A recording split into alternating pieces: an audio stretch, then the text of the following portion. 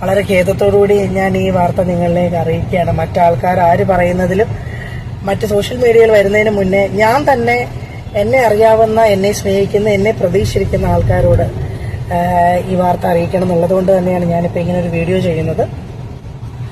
ഇന്ന് രാവിലെ അമ്പലത്തിൽ പോയി തൊഴുത് എല്ലാം വളരെയധികം. നമ്മളൊരു പരീക്ഷയ്ക്ക് വേണ്ടി കഷ്ടപ്പെട്ട് പഠിച്ചു ചെന്നിട്ട് അവസാനം പരീക്ഷനന്ന് ഹോൾ ടിക്കറ്റ് കിട്ടിയില്ലെങ്കിലുള്ള അവസ്ഥകളൊന്നും ആലോചിച്ച് നോക്കി. അതുവരെ പരീക്ഷയ്ക്ക് വേണ്ടി പഠിച്ചതും കഷ്ടപ്പെട്ടതും എല്ലാം വെറുതെ ആയി പോകും അല്ലെ? എന്നാ കേട്ടോളി, അതേ അവസ്ഥയിലൂടെയാണ് ഇപ്പൊ ബിഗ് ബോസ് താരങ്ങളായിട്ടുള്ള വീണ നായരും അതുപോലെ തന്നെ ലക്ഷ്മി പ്രിയയും കടന്നു പോയിക്കൊണ്ടിരിക്കുന്നത്. ഇപ്പൊ വരാനിരിക്കുന്ന നിയമസഭ ഇലക്ഷനിൽ 2020 NDA സ്ഥാനാർത്ഥികളായി ഇവർ രണ്ടുപേരെയും പ്രഖ്യാപിക്കുന്നു. അതിനുവേണ്ടിയുള്ള പ്രചരണങ്ങൾ നടത്തുന്നു. എന്തിനു പറയുന്നു, പോസ്റ്റർ വരെ ഇറക്കി. പക്ഷെ എല്ലാം കഴിഞ്ഞ് വന്നപ്പോഴുണ്ട് ഇത്തവണത്തെ നിയമസഭാ തെരഞ്ഞെടുപ്പിലെ വോട്ടേഴ്സ് ലിസ്റ്റിൽ ലക്ഷ്മി പ്രിയയുടെയും വീണ നായരുടെയും പേരില്ല. അതുകൊണ്ട് തന്നെ ഇത്തവണ അവർക്ക് സ്ഥാനാർത്ഥികളായി മത്സരിക്കാനും പറ്റത്തില്ല. വല്ലാത്തൊരവസ്ഥ തന്നെ അല്ലെ? ഇത്രയും ഗതികെട്ടവന്മാർ ഈ ഭൂമിയിൽ ആരുണ്ടാവും അല്ലെ? അല്ലെങ്കിൽ ഞാൻ ആലോചിക്കുന്നത് ഇവിടെ T20 എന്ന് പറയുന്ന പാർട്ടിനെ കുറിച്ചാണ്. ഈ അടുത്ത് രൂപീകരിച്ചൊരു പാർട്ടി ആയിരുന്നത് അല്ലെ? ഇത്രയും കാലം അവർ സ്വതന്ത്രമായിട്ടായിരുന്നു മത്സരിച്ചുകൊണ്ടിരുന്നത്.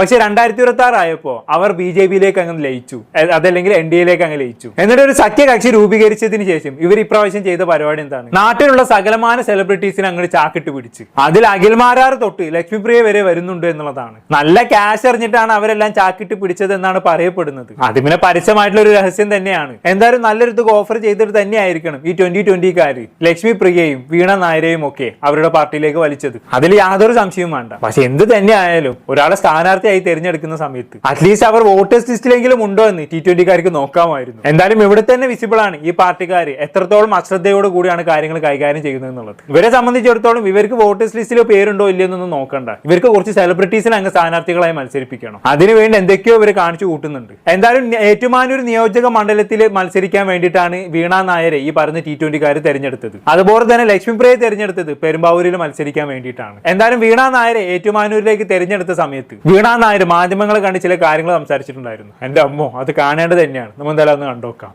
നിൽക്കുന്ന സമയത്ത് രാഷ്ട്രീയത്തിലേക്കൊരു ചുവടുമാറ്റത്തിനുള്ള കാരണം എന്താണ്? രാഷ്ട്രീയത്തിൽ മുന്നേ ഞാൻ ഉണ്ടായിരുന്നു. അതായത് ഞാൻ എൻ്റെ കോളേജ് ടൈമിൽ ഞാൻ മുന്നേ പറഞ്ഞ പോലെ തന്നെ ഞാൻ SFIയുടെ ചെയർപേഴ്സണായിട്ടൊക്കെ വർക്ക് ചെയ്തിരുന്നതാണ്. ശരി, കോളേജിൽ പഠിക്കുന്ന കാലത്ത് SFI പ്രവർത്തകയായിരുന്നു അല്ലെ? അത് വെറും SFI പ്രവർത്തകയല്ല, SFIന്റെ എന്തോ കൊണാണ്ടറൊക്കെ ആയിരുന്നു ഈ പറഞ്ഞ വീണ നായർ. എന്നിട്ടാണ് അതേ ആള് തന്നെ ഇപ്പൊ BJP-യുടെ T20-ക്ക് വേണ്ടി മത്സരിക്കുന്നത്. ചോറ് LDF-ലും കൂറ് BJP-യോടും അല്ലെ? എന്നാലും ഇത് വല്ലാത്തൊരു ചതയായി പോയി ചേച്ചി. സാരില്ല, പോട്ടെ. എന്തായാലും ചേച്ചി ബാക്കി പറഞ്ഞാട്ടെ. എനിക്ക് ഉള്ളിൽ എന്തായാലും രാഷ്ട്രീയം എന്നും ഉണ്ട്.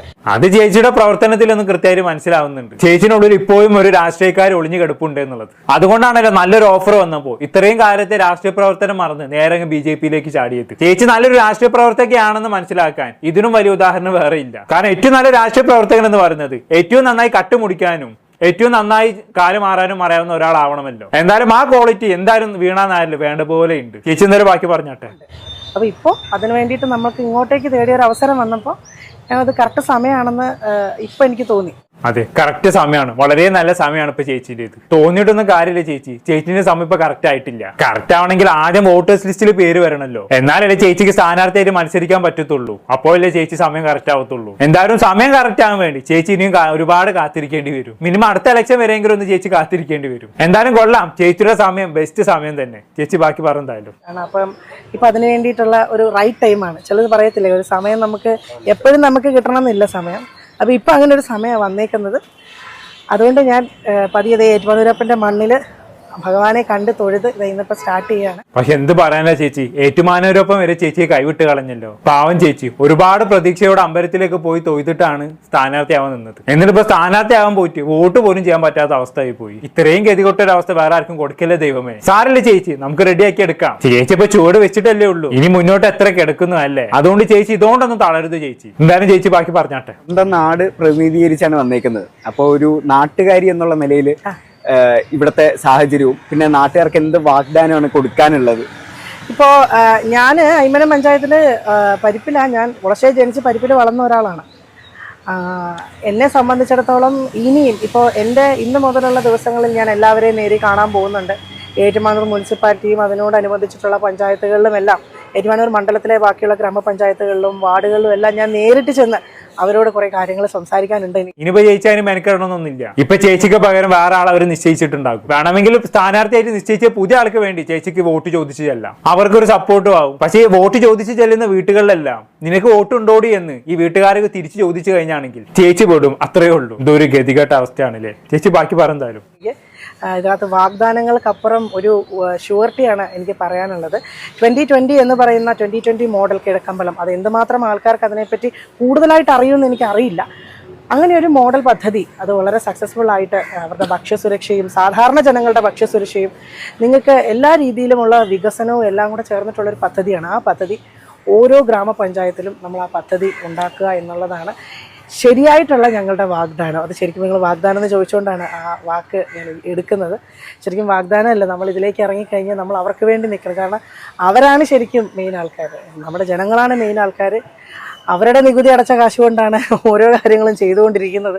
അപ്പോൾ അതുകൊണ്ട് തന്നെ ജനങ്ങൾക്ക് വേണ്ടി നിൽക്കാനാണ് എനിക്ക് ആഗ്രഹം. അത് എൻ്റെ നാട്ടിൽ തന്നെ ആയത് ഒത്തിരി സന്തോഷമുണ്ട്. ഇനി ജനങ്ങൾക്ക് വേണ്ടി എൻ്റെ നാടെന്ന് ഞാൻ എടുത്തെടുത്ത് പറയുമ്പോൾ എല്ലാവരും വിചാരിക്കും ഇത്രയും നാൾ നിന്നെ ഒന്നും ഇവിടെ കണ്ടില്ലല്ലോ അല്ലേന്ന്. ഞാൻ എവിടെയായിരുന്നോ ആ സ്ഥലങ്ങളിലെല്ലാം തന്നെ ഞാൻ ആ പ്രവർത്തികൾ എൻ്റെ പ്രവർത്തനങ്ങളും ഉണ്ടായിട്ടുണ്ട്.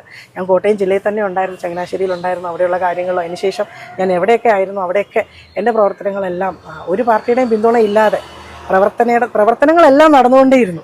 ഇപ്പം അതിന് പാർട്ടിയോട് കൂടി ചേർന്ന് 2020 NDAയുടെ ഭാഗമായി ഞാനിപ്പം മത്സരിക്കുന്നു.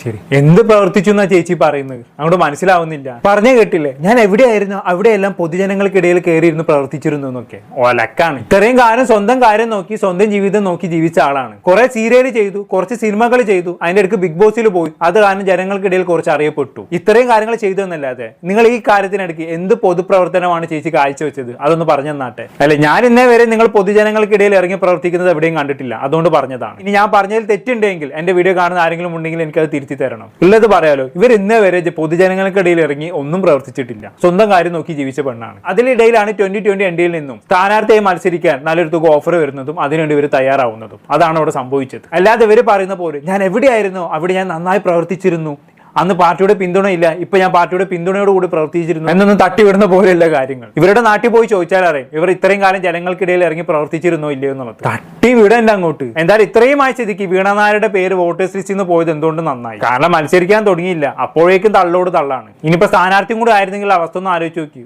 അരോചകമായിരിക്കും. എന്താ ചേച്ചി ഇങ്ങനെ തള്ളി മറിച്ചുള്ള വിലയും കൂടി കളയാതെ. എന്തായാലും NDA 2020 സ്ഥാനാർത്ഥിയായി പ്രഖ്യാപിച്ചതിന് ശേഷം ഇങ്ങനെയൊക്കെ വീണ നായർ തള്ളി മറിച്ചതിന് ശേഷമാണ് വോട്ടേഴ്സ് ലിസ്റ്റിൽ വീണ നായരുടെ പേര് എന്നുള്ള വാർത്ത പുറത്തു വരുന്നത്. എന്തായാലും ഈ വാർത്തകളൊക്കെ പുറത്തു വന്നതിന് പിന്നാലെ ഈ പറഞ്ഞ വീണ നായർ മാധ്യമങ്ങളെ കണ്ട് സംസാരിക്കുന്നുണ്ട്. അത് അതിനും വലിയ കോമഡിയാണ്. നമ്മൾ എന്തായാലും ഒന്ന് കണ്ടുനോക്കാം.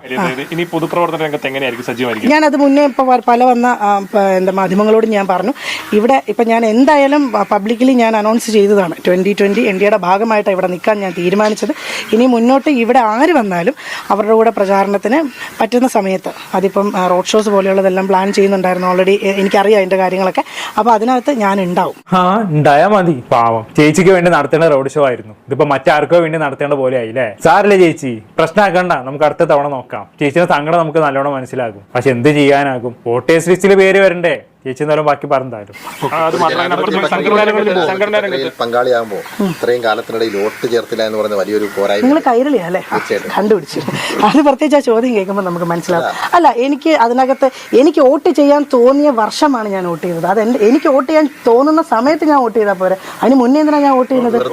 എനിക്ക് എന്റെ വ്യക്തിപരമായ താല്പര്യമാണത്. എന്തൊക്കെയാണ് ഇവര് വിളിച്ചു പറയുന്നത്? സംഭവം മനസ്സിലായോ? അതായത് കൈരളി ടിവിയിൽ ഏതൊരു മാധ്യമ പ്രവർത്തകന് പുള്ളിക്കാരോട് ചോദിച്ച്, നിങ്ങൾ ഇത്രയും കാലം പലപ്പോഴായി വോട്ടുകളൊന്നും ചെയ്തിട്ടില്ലല്ലോ, നിങ്ങൾ എങ്ങനെയാണ് നല്ലൊരു രാഷ്ട്രീയ പ്രവർത്തകയായി മാറുക എന്നുള്ളതായിരുന്നു മാധ്യമ പ്രവർത്തകന്റെ ചോദ്യം. ഉള്ളത് പറയണ നല്ലൊരു ചോദ്യം തന്നെയാണത് അല്ലേ. പക്ഷെ ആ ചോദ്യത്തിന് വീണ നായർ കൊടുത്ത ഉത്തരമാണ് ഭയങ്കര വിചിത്രമായി എനിക്ക് തോന്നിയത്. ഞാൻ എപ്പോ വോട്ട് ചെയ്യണമെന്നുള്ളത് എന്റെ വ്യക്തി താല്പര്യമാണ്, അതിലേക്ക് കയറി ഇടപെടാൻ നിങ്ങൾ ആരുമല്ല എന്നുള്ള രീതി. ഇവിടെ വീണ നായരോട് എനിക്ക് പറയാനുള്ളത്, വോട്ട് ചെയ്യണമോ വേണ്ടയോ എന്നൊക്കെ ഉള്ളത് വീണ നായർക്ക് തീരുമാനിക്കാം. പക്ഷെ ഒരു രാഷ്ട്രീയ പ്രവർത്തക എന്ന നിലക്ക് ഓരോ തവണ ഇലക്ഷൻ വരുമ്പോഴും വോട്ട് ചെയ്ത് ജനങ്ങൾക്ക് മാതൃക കാണിക്കേണ്ട ഒരാളാണ് ഈ രാഷ്ട്രീയ പ്രവർത്തക എന്ന് പറയുന്നത്. അങ്ങനെയല്ല നിങ്ങൾ അതുപോലെ തന്നെ ഞാൻ തോന്നിയമാര് വോട്ട് ചെയ്യും, ചിലപ്പോൾ ഞാൻ വോട്ട് ചെയ്തില്ല എന്ന് വരുന്നൊക്കെ പറഞ്ഞു കഴിഞ്ഞാണെങ്കിൽ നിങ്ങൾ എന്ത് മാതൃകയാണ് പൊതുസമൂഹത്തിന് മുന്നിൽ നൽകുന്നത്? അവിടെ തന്നെ നിങ്ങൾ പറയാതെ പറഞ്ഞു വെക്കുന്നുണ്ട് നിങ്ങൾ നല്ലൊരു രാഷ്ട്രീയ പ്രവർത്തകയല്ല എന്നുള്ളത്. ഉള്ളത് പറയല് വീണ ചേച്ചി, ഈ കുപ്പായം നിങ്ങൾക്ക് ചേരൂല, വെറുതെ ഇതെടുത്താണെങ്കിൽ ഉള്ള വിലയും കൂടി കളഞ്ഞു വിളിക്കേണ്ട. ഇപ്പൊ വോട്ടേഴ്സ് ലിസ്റ്റിൽ ഇന്ന് പേര് പോയത് ഒരു അനുഗ്രഹമായിട്ട് കൂട്ടിയാൽ മതി. ഇല്ലെങ്കിൽ ഇനി അങ്ങോട്ട് ഉള്ള നിലയും വിലയും കളഞ്ഞ് എപ്പോഴും മേയറിലാവേണ്ട അവസ്ഥ വന്നേനെ.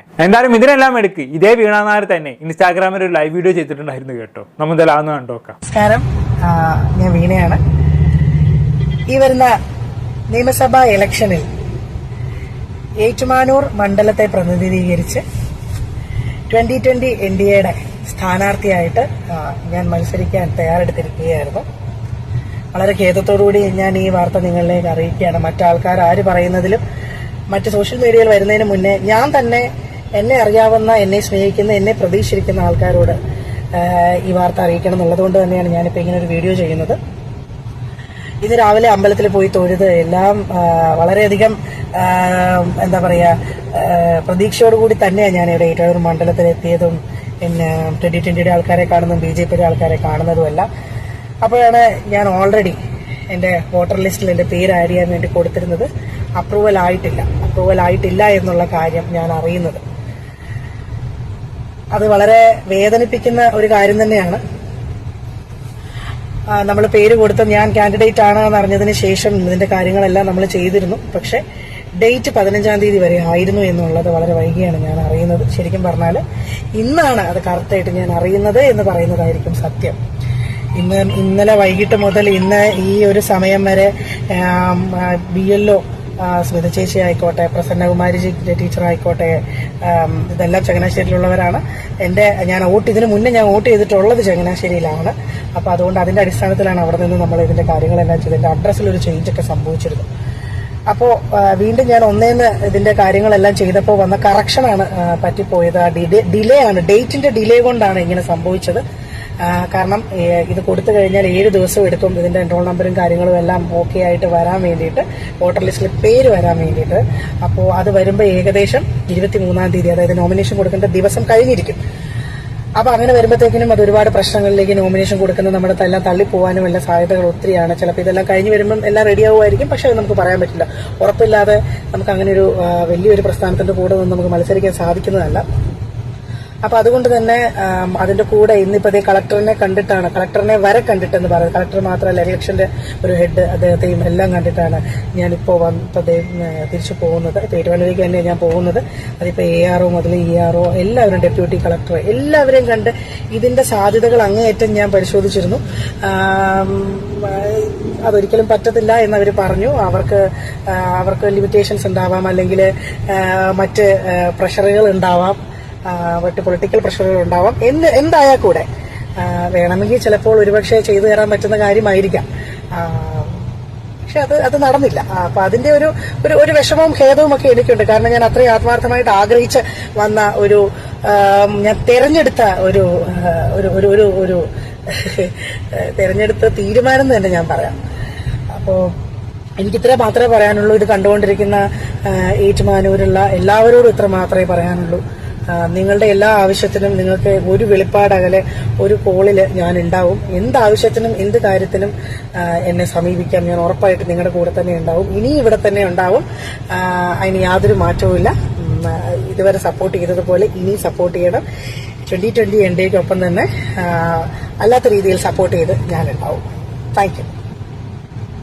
സന്തോഷം. ഇവിടെ ഇടയിൽ നിങ്ങൾ പുള്ളിക്കാർ പറഞ്ഞൊരു കാര്യം ശ്രദ്ധിച്ചു. അതായത് ഈ മാസം 15-ാം തീയതി വരെ വോട്ടേഴ്സ് ലിസ്റ്റിൽ ഈ പറഞ്ഞ വീണ നായരുടെ പേരില്ലായിരുന്നു. വീണ നായർക്ക് വേണമെങ്കിൽ ആ സമയത്ത് വോട്ടേഴ്സ് ലിസ്റ്റിൽ പേര് ചേർക്കാമായിരുന്നു. പക്ഷെ അതുവരെ വീണ നായർ അതിനെ കുറിച്ച് ചിന്തിച്ചിട്ടും കൂടിയില്ല. വോട്ട് ചെയ്യുന്നതിനെ കുറിച്ച് ആള് ചിന്തിച്ചിട്ടും കൂടി ഇല്ല എന്നർത്ഥം. പക്ഷെ അതിനുശേഷം എന്ത് സംഭവിച്ചു? NDA T20 വീണ നായരെ സമീപിക്കുന്നു, സ്ഥാനാർത്ഥിയാകാനുള്ള ഓഫർ നൽകുന്നു. അതുവരെ വോട്ട് ചെയ്യുന്നതിനെ കുറിച്ച് ചിന്തിക്കുക പോലും ചെയ്യാത്ത വീണ നായരായിരുന്നു. അതോടെ ആള് വോട്ടേഴ്സ് ലിസ്റ്റിൽ പേര് വരുന്നതിനെ കുറിച്ചൊക്കെ ചിന്തിക്കാൻ തുടങ്ങി. കാരണം അങ്ങനെ പേര് വന്നാലല്ലേ സ്ഥാനാർത്ഥിയായിട്ട് മത്സരിക്കാൻ പറ്റത്തുള്ളൂ. നിങ്ങളൊന്ന് ആലോചിച്ച് നോക്കി, വോട്ട് ചെയ്യുന്ന കാര്യത്തിൽ പോലും ഇത്ര സില്ലിയായ സമീപനം സ്വീകരിക്കുന്ന ഒരാളാണ് വീണ നായർ. സ്ഥാനാർത്ഥികൾ ഓഫർ കിട്ടുന്നത് വരെ വോട്ട് ചെയ്യുന്നതിനെ കുറിച്ച് ചിന്തിക്കുക പോലും ചെയ്യാത്ത ആള്. അതിന് ഡേറ്റ് എല്ലാം കഴിഞ്ഞതിന് ശേഷം ഇപ്പൊ അതിനെ കുറിച്ച് ചിന്തിക്കണമെന്നുണ്ടെങ്കിൽ അവിടെ നല്ല പണത്തിന് ഓഫർ ഇവിടെ വീണ നായർക്ക് വന്നിട്ടുണ്ട്. എന്തായാലും കൊള്ളാം വീണ നായരെ, വളരെ നന്നായിട്ടുണ്ട്. ഉളുപ്പുണ്ടോ എന്ന് ചോദിക്കുന്നില്ല, അതില്ലെന്നറിയാം. കുറച്ചെങ്കിലും ഉളുപ്പുണ്ടായിരുന്നെങ്കിൽ വോട്ട് ചെയ്യുന്നതിനെ കുറിച്ച് ചിന്തിക്കുക പോലും ചെയ്യാത്ത നിങ്ങൾ ഇപ്പൊ സ്ഥാനാർത്ഥിയായി മത്സരിക്കാൻ ഓഫർ കിട്ടിയതിന് ശേഷം അതിനു വേണ്ടി ഓടി നടക്കില്ലായിരുന്നല്ലോ. എന്തായാലും വീണ ചേച്ചിയുമായി ബന്ധപ്പെട്ടുള്ള കാര്യങ്ങൾ ഒരു സൈഡിൽ കൂടെ അങ്ങനെ പോകുന്നുണ്ട്. അതിനിടയിൽ ഇതേപോലെ വോട്ടേഴ്സ് ലിസ്റ്റിൽ പേരില്ല എന്ന കാരണം കൊണ്ട്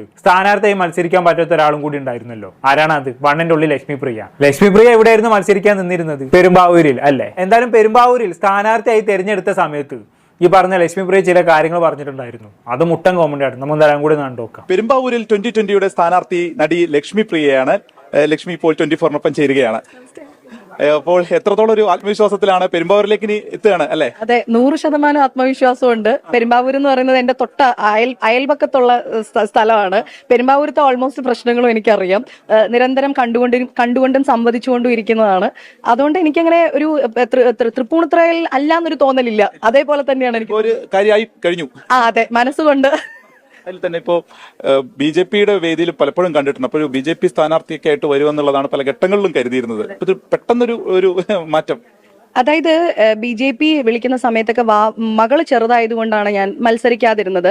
തന്നെ അതിന്റെ ഒരു സമയമായിട്ടില്ല. നമുക്കൊരു പരുവപ്പെടൽ എന്ന് പറയുന്ന പഠിക്കാൻ വെറുതെ ചാടി ചെന്നിട്ടൊന്നും ചെയ്യാവുന്ന ഒരു കാര്യമല്ല സ്ഥാനാർത്ഥിത്വം എന്ന് പറയുന്നത്. നമ്മളൊരു കാര്യം ഒരാളോട് ആവശ്യപ്പെടുമ്പോൾ നമുക്കത് തരാനായിട്ട് അവർക്ക് തോന്നുന്ന എന്തെങ്കിലുമൊക്കെ നമ്മളിലും ഉണ്ടാവണം. അതെ, അത് ശരിയാണ്. അങ്ങനെ എന്തെങ്കിലും ഉണ്ടാവേണ്ട ആദ്യത്തെ ഒന്നാണ് വോട്ടേഴ്സ് ലിസ്റ്റിൽ പേര് വരിക എന്നുള്ളത്. അല്ലെ, സന്ദർഭോചിതമായിട്ട് ഓർമ്മിപ്പിച്ചെന്നേ ഉള്ളൂ കേട്ടോ. ചേച്ചി ബാക്കി പറഎന്തായാലും. പ്രധാനപ്പെട്ട നടന്മാരും നടിമാരും ഒക്കെ വരില്ലേ പ്രചാരണത്തിന്? എന്ന് പ്രതീക്ഷിക്കുന്നു. ഞാൻ ആരുടെ പറഞ്ഞിട്ടില്ല. അവർക്ക് ഇതൊക്കെ ഭയങ്കര ഞെട്ടലായിരിക്കും. ആരുടെ പറഞ്ഞിട്ടില്ല. ലക്ഷ്മി 2020 എന്നൊക്കെ ചർച്ചയായിരിക്കും അല്ലേ? ലക്ഷ്മി 2020 ഉണ്ടെന്ന് 24 കണ്ടു എന്നായിരിക്കും ഇപ്പൊ അവര് പറഞ്ഞുകൊണ്ടിരിക്കുന്നത്. പ്രചരണത്തിന് എല്ലാരും പ്രതീക്ഷിക്കുന്നുണ്ട്.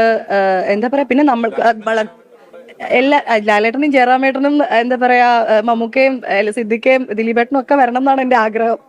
ഓ, അത് വളരെ ചെറിയൊരു ആഗ്രഹമായി പോയല്ലേ ചേച്ചി. ജയറാമേട്ടനും ദിലീപേട്ടനും ലാലേട്ടനും മമ്മൂട്ടിയൊക്കെ മതിയോ? ചേച്ചി വിചാരിച്ചാൽ നമുക്ക് കുറച്ചുകൂടെ ഒന്ന് പാൻ ഇന്ത്യ ലെവലിൽ പിടിക്കാൻ പറ്റും. അമിതാഭ് ബച്ചനെയും ഷാറുഖ് ഖാനൊക്കെ കൊണ്ടുവരാൻ പറ്റും. എന്താണ് ചേച്ചിന്റെ വിചാരം? പുള്ളിക്കാരുടെ പ്രചരണത്തിൽ മമ്മൂക്കയും ലാലേട്ടനും ഒക്കെ പങ്കെടുക്കുമെന്ന് പ്രതീക്ഷിക്കുന്നു പോലും. ഇപ്പൊ കാത്തിരുന്നോ? പങ്കെടുത്ത തന്നെ. സംഭവം എന്താണെന്ന് വെച്ചാണെങ്കിൽ പുള്ളിക്കാരിപ്പോ നിലവിൽ ഈ സിനിമാക്കാരുടെ സംഘടനയായിട്ടുള്ള അമ്മയുടെ എന്തോ കൊണാണ്ടറൊക്കെയാണ്. അപ്പൊ ആ ബേസിൽ ഈ പറയുന്ന മോഹൻലാലും മമ്മൂട്ടിയും ഒക്കെ പ്രചരണ പരിപാടിയിൽ പങ്കെടുക്കുമെന്നാണ് പുള്ളിക്കാർ വിചാരിച്ചു വെച്ചേക്കുന്നത്. പെണ്ണിന്റെ ഓരോരോ പൂതി നോക്കുകയാണ് നിങ്ങൾ. ഇനിയിപ്പോ പൂതി വെച്ചിട്ട് എന്ത് കാര്യം? വോട്ടേഴ്സ് ലിസ്റ്റിൽ പേര് വേണ്ടേ? അല്ലെങ്കിൽ ഇപ്പൊ കഴിഞ്ഞ കുറച്ച് കാലമായിട്ട് നല്ല കാലമൊന്നുമല്ല ലക്ഷ്മിപ്രിയക്ക്. കഴിഞ്ഞ മാസം കൂടി അമ്മ സംഘടനയുമായി ബന്ധപ്പെട്ട് എന്തോ പ്രശ്നം ഉണ്ടായ സമയത്ത് നീനാകുറുപ്പിനെ തെറി വിളിച്ച് ഓടിക്ലിപ്പ് പുറത്തായതാണ് അല്ലേ. അത് കാരണം ഈ ചേച്ചി ഒന്ന് എയറിലായിരുന്നു. ഇപ്പൊ അത് അതിൽ നിന്നൊന്ന് ഇറങ്ങി വന്നപ്പോഴേക്കും വീണ്ടും ചേച്ചി എയറിലായിരിക്കുന്നു. സാറില്ല ചേച്ചി, പോട്ടെ, ഇപ്പൊ എന്ത് പറയാനാ ഇതിനൊക്കെ. എന്തായാലും ഇതിനിടയ്ക്ക് ചേച്ചി ഫേസ്ബുക്കിൽ ലൈവ് വന്നിട്ടുണ്ടായിരുന്നു കേട്ടോ. അതിലെന്താണ് പറയുന്നതെന്ന് കണ്ടുനോക്കാം. നമസ്കാരം. ഞാൻ പെരുമ്പാവൂർ നിയോജക മണ്ഡലത്തിലെ 2020 വേണ്ടിയിട്ട് NDA കാൻഡിഡേറ്റ് ആയിട്ട് മത്സരിക്കാൻ തീരുമാനിച്ചിരുന്നു. ആ മത്സരത്തിൽ നിന്നും ഇപ്പോൾ ഞാൻ ഔദ്യോഗികമായിട്ട് പിന്മാറുന്ന വിവരം എൻ്റെ ഫേസ്ബുക്ക് പേജിലൂടെ നിങ്ങളെ എല്ലാവരെയും അറിയിക്കുകയാണ്. കാരണം പല ഊഹാപോഹങ്ങളും അഭ്യൂഹങ്ങളും, ഞാൻ വോട്ടില്ലാത്ത ആളാണോ, വോട്ട് പിന്നെ ഇതുവരെ ചെയ്യാത്ത ആളാണോ, ഇങ്ങനെയുള്ള ഒരാളാണോ മത്സരത്തിന് ഇറങ്ങുന്നത് എന്നൊക്കെ പറഞ്ഞിട്ട് ഒരുപാട് കമന്റുകളും കാര്യങ്ങളും ഒക്കെ കണ്ടുകൊണ്ടിരിക്കുന്നുണ്ടായിരുന്നു.